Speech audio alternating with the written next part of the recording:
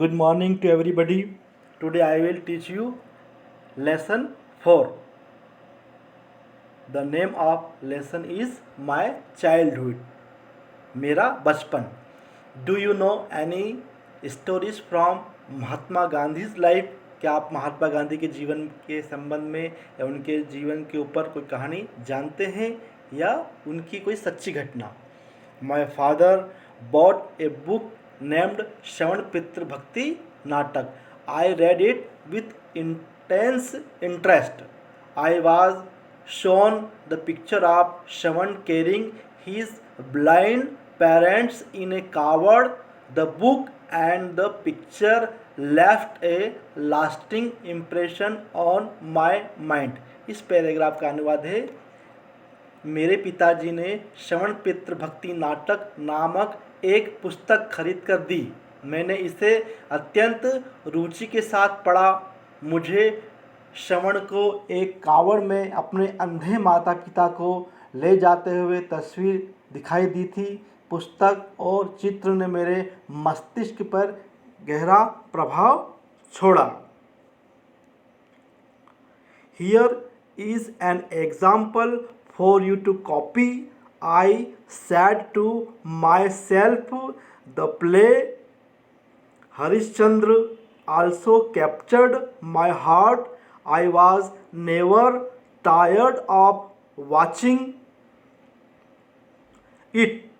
Still, both Harishchandra and Shravan are living realities for me. I am always moved if I read those plays. इसका जो अनुवाद इस प्रकार है, पुस्तक और चित्र ने मेरे मस्तिष्क पर गहरा प्रभाव छोड़ा. मैंने स्वयं से कहा, यह तुम्हें अनुकरण करने के लिए एक अच्छा उदाहरण है. नाटक हरिश्चंद्र ने भी मेरे हृदय को जीत लिया. मैं इसे देखते हुए कभी नहीं थकता था, अर्थात मैं कभी भी बोर नहीं होता था. मुझे हमेशा अच्छा लगता था.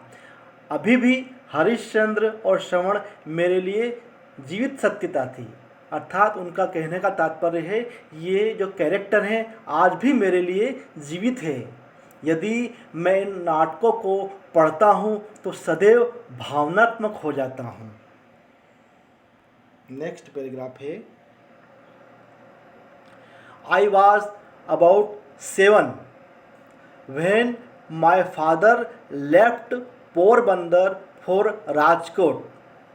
There I was put in a primary school.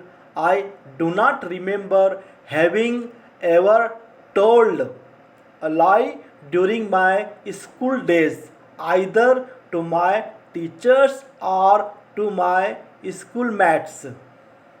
I was very shy and avoided all company. My books and my lessons were my only companions. Companions का मतलब होता है मेरे साथी. इसका अनुवाद है पैराग्राफ का, मैं लगभग 7 वर्ष का था जब मेरे पिता पोरबंदर से राजकोट आ गए थे. वहाँ मुझे एक प्राथमिक विद्यालय में रखा गया.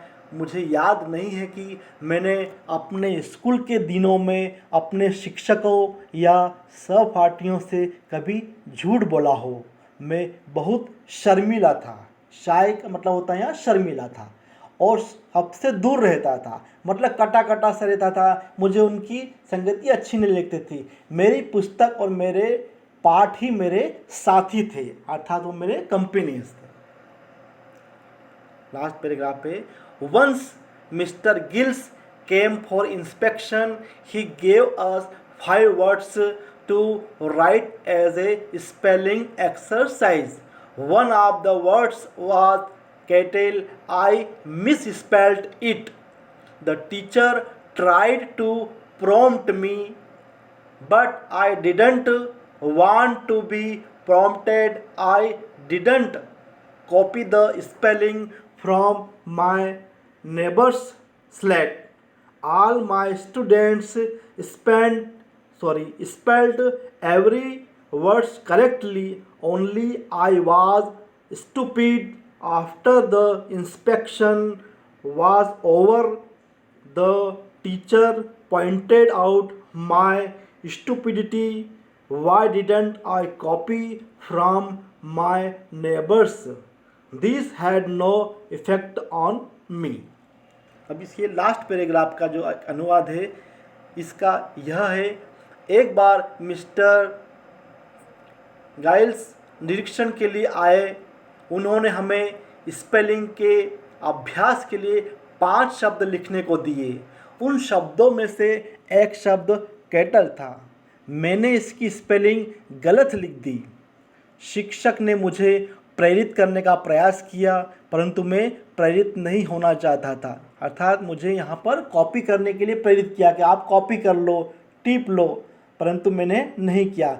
मैंने अपने पड़ोसी की स्लेट से नकल नहीं की। सभी विद्यार्थियों ने प्रत्येक शब्द की वर्तनी सही लिखी थी। केवल मैं ही मूर्ख था। जब निरीक्षण समाप्त हो गया, शिक्षक ने मेरी बेवकूफ़ी की ओर इशारा किया। मैंने अपने पड़ोसी की नकल क्यों नहीं की, इसका मुझ पर कोई प्रभाव नहीं पड़ा। तो बच्चों, महात्मा गांधी इस प्रकार के व्यक्तित्व के धनी थे जो बचपन से ही काफ़ी ईमानदार थे और उनके जीवन पे सत्यवादी लोगों का बड़ा प्रभाव था। इसलिए मरते दम तक वो सत्य के लिए लड़े। आप ये कहानी अपने जीवन में उतारना, और ये एक सच्ची घटना है महात्मा गांधी जी के जीवन के बारे में। धन्यवाद।